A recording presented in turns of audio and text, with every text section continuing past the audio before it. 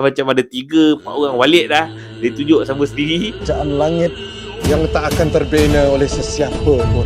Saya nak bawa kebenaran. Siapa yang sesat sekarang ni?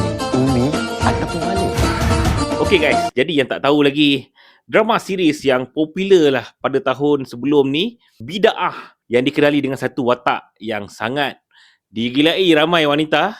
Okay, jadi Walid kembali dengan season dia yang kedua, tapi tajuk drama ni dia telah diberi nama Walid lah, untuk dia menghargai usaha Walid ni menambat penonton-penonton ni semua. Okay, jadi sequel dia kali ni dia directly bersambung daripada season dia yang pertama. Selepas Walid, kita ingatkan habis gitu je lah, dah habis kena tangkap apa semua, tapi rupanya dia masih lihat dan dia masih ada kekuatan lagi lah apabila dia telah diselamatkan oleh seorang lagi.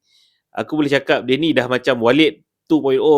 Jadi Akasha ni dan juga geng-geng dia telah selamatkan si Walid ni dan bawa dia dekat tempat dia pula. Okey, jadi dia pula nak bergabung, nak join venture buat bisnes pula dengan si Walid ni. Dah macam-macam pula lah masalah dia dan akan banyak lagi lah benda yang akan terjadi. Okey, jadi dia dah keluar 2 episod yang pertama.